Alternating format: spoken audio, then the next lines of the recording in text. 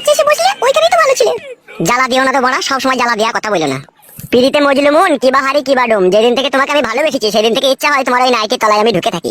আর তোমার পাশে এসে বসলাম, তুমি আমাকে সরে বসতে বলছো, তাহলে এটা কি ভালোবাসা বলে নাকি? ওইভাবে বলতে চাইনি, তুমি যেভাবে বুঝলে। তুমি যদি অতই আমাকে মনে প্রাণে ভালোবেসে থাকো, এই সময় তো বাড়িতে কেউ নাই, বাড়ি খালি, একবার ঘরের ভিতরে চলো। অত কুমতলব কেন তোমার? কুমতলব লয়, এটা ভালোবাসার প্রথম সিঁড়ি তৈরি করছি, যাতে ভালোবাসা চিরস্থায়ী হয়ে চিরদিন টিকে থাকে। তুমি তো সব জিনিসই ভুল বুঝো, তুমি আবার কবে সত্যি বুঝো?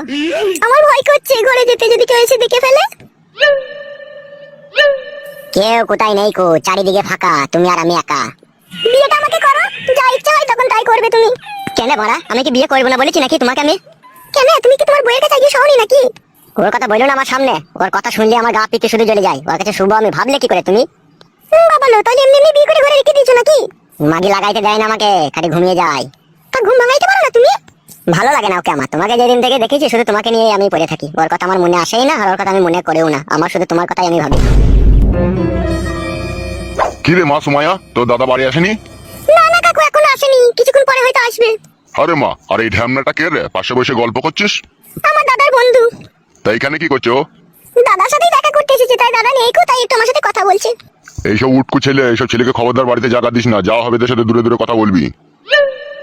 না না কাকু, চিনা শোনাই ছেলে, আমার দাদার বন্ধু, মাঝে মাঝে আসে তো আমাদের বাড়িতে। ঠিক আছে, তোর দাদা বাড়ি এলে বলবি পরশুদিনকে জায়গা মাপবে, সরকারি আমিন আসবে, ঠিক আছে? আচ্ছা ঠিক আছে কাকু, বলবো।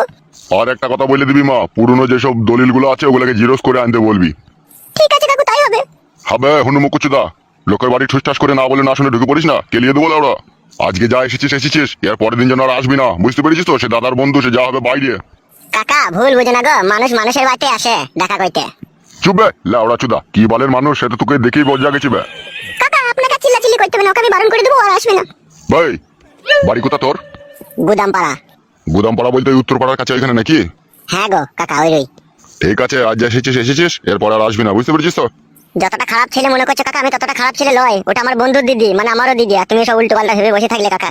আমি তোকে বললাম লয়বে তুই খারাপ ছেলে? তোমার কথাবার্তা শুনে তো সেরকমই বোঝা গেছে।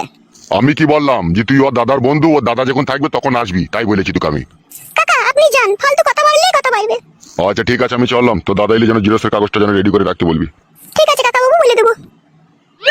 এর পর দিন যদি লাউড়া দেখতে পাই না, পা আমার গুঁড়ো করে দেবো মেরে। বালমুকুটাকে হয় কে তোমার, এত বড় বড় ডায়লগ মেরে গেল? ওইসব বললো না গো, আমার মেজু কাকা হয়। ও, সেই জন্যই মারা তেলে বেগুনে জ্বলে গেল মালটা। তা এখানেই বসে থাকবা না ঘরের ভিতরে একবার যাবা? কি করবে দি তুমি ঘরের ভিতরে গিয়ে? লাগাবো কাদা, কি করবো আবার? এই সময় বাড়িতে কেউ নাই, ঘরের ভিতরে যাবো, তো ভূগোলের ফাঁক দিয়ে হাত ধরে ঠুসঠাস করে একটু টিপে টাপে দেবো নাকি বড়া? কি করবে তুমি আবার যাইয়ে? সব ওকে কই খোদা। খুব ইচ্ছা আছে তোমার টিপতে? না না, টিপতে ইচ্ছা হয়নি তো, মনে হচ্ছে দেখে পালাইতে ইচ্ছা হচ্ছে। চলো ওঠো।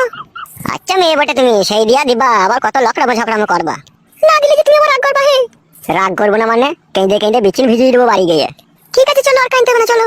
সত্যি সুমাইয়া, তোমার তুলনা হয় না গো, তোমার মতো সুন্দরী রূপসী কন্যা আজ আমার জীবনে এসেছে বলে আজ আমি খুব খুশি। এসো ঘরে এসো।